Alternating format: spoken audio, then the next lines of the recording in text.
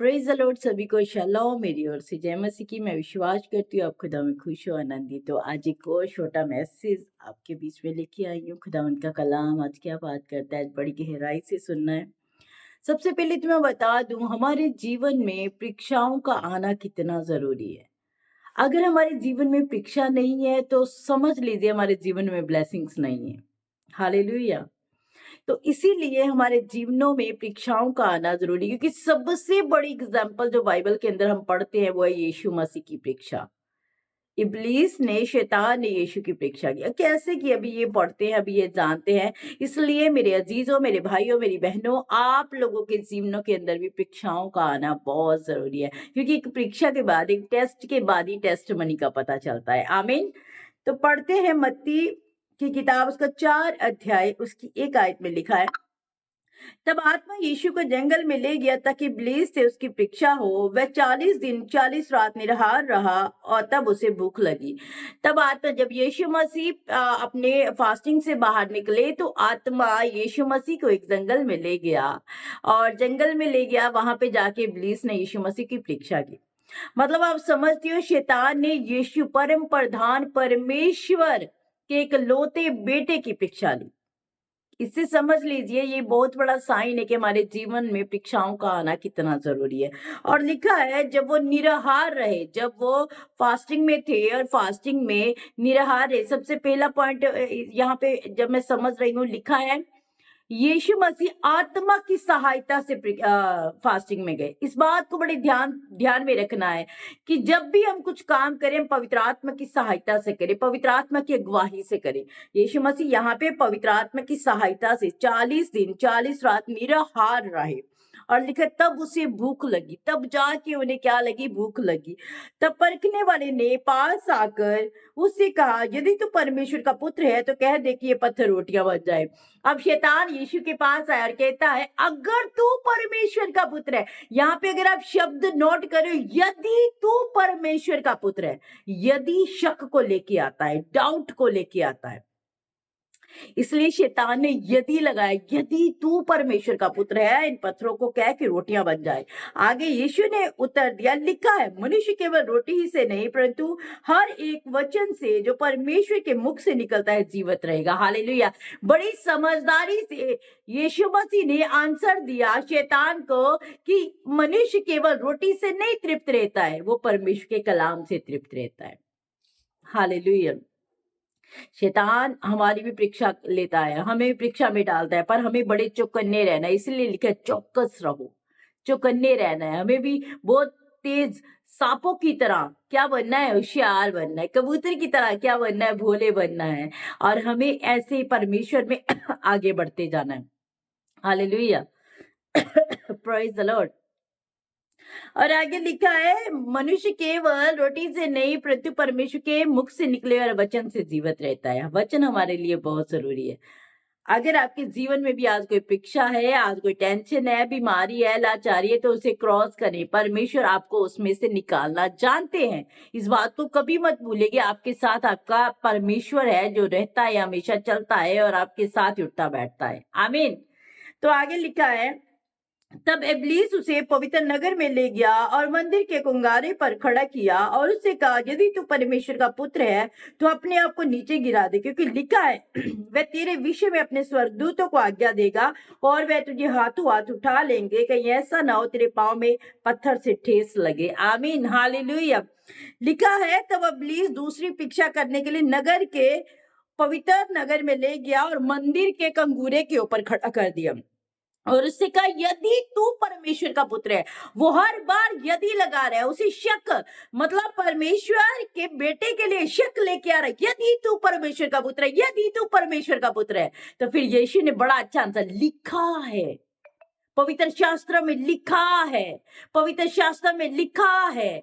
कितना आंसर अच्छा दे रहे हैं परमेश्वर। हालेलुया। समझ रहे हो आप? यहाँ पे लिखा है और उसने कहा, यदि तो परमेश्वर का पुत्र है, अपने आप को नीचे गिरा दे। ऊपर से क्या कर? अपने आप को नीचे गिरा दे, क्योंकि लिखा है, वह तेरे विषय में अपने स्वर्गदूतों को आज्ञा देगा और वह तुझे हाथों हाथ उठा लेंगे, कहीं ऐसा ना हो तेरे पाँव में पत्थर से ठेस लगे। ये दूसरी परीक्षा इब्लीस ने की। समझ रहे हो आप? जब हमारी परीक्षा होती है, जब हमारी परीक्षा शैतान लेता है, तो हमें भी ऐसी-ऐसी चीज़ों में डालता है। एक रास्ता जो परमेश्वर ने हमारे लिए बनाया, थोड़ा-सा मुश्किल होगा आपके लिए, थोड़ा-सा अलग होगा आपके लिए, दुनिया से परे होगा आपके लिए। पर आपको क्या करना है, उसी रास्ते के ऊपर चलना है। कई बार होता है कि हम भीड़ को देखते हैं, भीड़ के पीछे चलना शुरू कर देते हैं। भीड़ जैसा कर रही है, हम भी वैसा करना शुरू कर देते हैं। पर मेरे और आपके लिए वो स्थान नहीं बना, हमें परमेश्वर ने अलग कर दिया, भीड़ से अलग कर दिया है हमें। समझ रहे हैं आप? तो शैतान आपकी परीक्षा करने के लिए आपको भी ऐसी बातों में उलझा सकता है, आपको उलझना नहीं है, यीशु मसीह की तरह बड़ा बड़ा सोलट जवाब देना है उसे, सोलट जवाब देना है। लिखा है, इसीलिए तुम सारे परमेश्वर के हथियारों को बांध लो, ताकि शैतान की अब जब ये मैसेज पढ़ोगे, जब मैं पढ़ती हूँ, एक स्ट्रेंथ मिलती है, एक पावर मिलती है, ताकि आप शैतान का सामना कर पाओ। Hallelujah, praise the Lord. तो आगे लिखा है, यीशु ने उससे कहा, ये भी लिखा है। हालेलुया। इसके बाद यीशु ने जो लाइन बोली, लिखा है, ये भी लिखा है, तू प्रभु अपने परमेश्वर की परीक्षा ना कर। आमीन।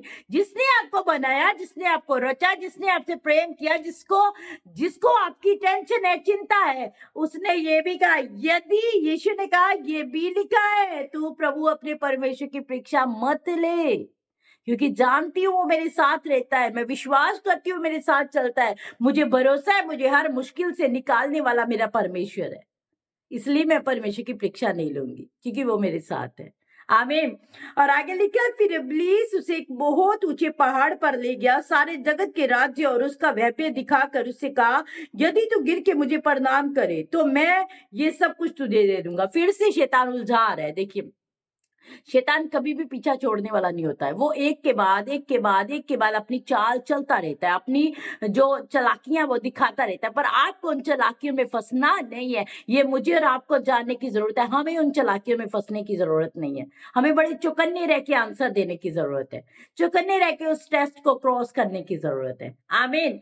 तो लिखा है, तब यीशु ने उससे कहा, हे शैतान, दूर हो जा, क्योंकि लिखा है, तू प्रभु अपने परमेश्वर को प्रणाम कर और केवल उसी की उपासना कर। शैतान क्या कहता है, अगर तू मुझे सजदा करेगा तो, अगर तू मुझे सजदा करेगा तो सारा वैभव जितना तू देख रहा है मैं तेरे नाम कर दूंगा। जिसका है ही है, जिसका पहले से ही है, उसे क्या देना है अब, उसे क्या देना है अब। ये सब यीशु मसीह का ही है। उस वो जानते थे मैं परम प्रधान परमेश्वर का इकलौता हूँ, और आज हम यीशु की संतान है, तो हमारे पास भी सब कुछ है। हम शैतान की उन चालों के नीचे नहीं आएंगे, हम शैतान की उन चीजों के नीचे नहीं आएंगे, उसकी किसी आवाज को सुनेंगे नहीं। हम अपने परमेश्वर की आवाज को सुनेंगे, जो हमारे साथ रहने वाला है, जो हमारे साथ चलने वाला है। Hallelujah, praise the Lord.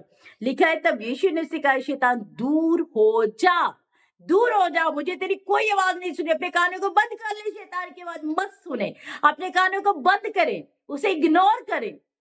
वो आपको गलत रास्ते पे ले जाएगा, वो आपको कहेगा ये रास्ता अच्छा है, देख यहाँ पे कितना एंजॉयमेंट है, देख। आप एंजॉय वाले रास्ते मत ढूंढिए, ऐशो आराम वाले रास्ते मत ढूंढिए। हो सकता है इस धरती के ऊपर थोड़ी सी मुश्किल आपके जीवन में, पर स्वर्ग में दूध और शहद की नदियां हमारा वेट कर रही हैं।